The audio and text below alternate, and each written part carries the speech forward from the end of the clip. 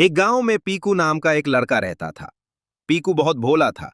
जो कोई उससे प्यार से बात कर लेता, पीकू उसी पर पूरा भरोसा कर लेता, चाहे सामने वाले के मन में कितना ही पाप क्यों न हो। पीकू के माँ पापा उसे बहुत अच्छे संस्कारों के साथ पाला था। बचपन से ही पीकू को अपनी मामा जी का घर बहुत पसंद था। जैसे ही स्कूल की गर्मी की छुट्टियां लगती, पीकू मामा जी के यहाँ चला जाता। मामा जी और उनके बच्चे पीकू से बहुत स्नेह करते थे। गर्मी की छुट्टियों में पीकू के आने का सबको बेसब्री से इंतजार रहता। पीकू आते ही मामा जी के बच्चों के साथ जंगल जाता, लकड़ियां लाता, खेत में काम करता, गायों को चराने ले जाता। दिन भर मेहनत करने के बाद सब मिलकर खुशी खुशी खाना खाते और रात को देर तक बातें करते। मामा जी की आर्थिक स्थिति अच्छी नहीं थी। पीकू ये सब देखता और उसका दिल भर आता। वो चाहता था कि किसी तरह मामा जी और उनके परिवार की हालत सुधर जाए। समय बीतता गया। पीकू बड़ा हुआ और उसकी प्राइवेट नौकरी लग गई। वो अच्छा पैसा कमाने लगा। अब हर शनिवार रविवार पीकू बाइक लेकर मामा जी के गांव जाता, खाने पीने का सामान, कपड़े और जरूरत की चीजें लेकर। मामा जी और उनके बच्चे बहुत खुश होते।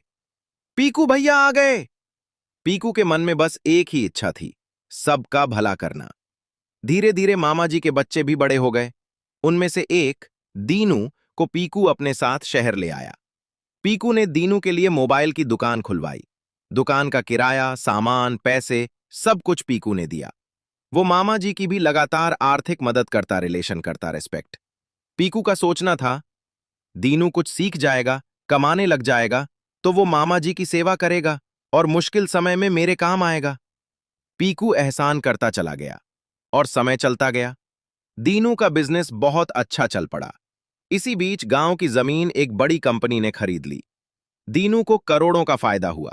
पैसे आते ही दीनू बदल गया। उसने सारे रिश्ते भूल गए, अपनी अलग दुकान खोल ली। पीकू को पहचानना तक छोड़ दिया। कहते हैं ना, समय किसी का नहीं होता। अब पीकू का बुरा समय शुरू हो गया। उसका बिजनेस घाटे में जाने लगा। नौकरी में नुकसान हुआ। एक आदमी पीकू के पैसे लेकर भाग गया। पीकू कर्ज में डूब गया। उसकी हालत कमजोर हो गई। आखिरकार पीकू मदद के लिए दीनू, मामा जी सबके पास गया। गिड़गिड़ाया, रोया, रिक्वेस्ट की, मैं बहुत मुसीबत में हूं, मेरी मदद कर दो। लेकिन किसी ने उसकी एक नहीं सुनी। तभी पीकू को अपने माँ पापा की बातें याद आईं। कोई किसी का नहीं होता, हमेशा पैसे बचाकर रखना चाहिए और आंख बंद करके किसी को उधार नहीं देना चाहिए। पीकू समझ गया, उसका सबसे बड़ा दोष था उसका अंधा भरोसा। कहानी से सीख, भलाई करो लेकिन समझदारी के साथ भरोसा करो, लेकिन आंख बंद करके नहीं। रिश्ते पैसे से नहीं, संस्कार से निभते हैं।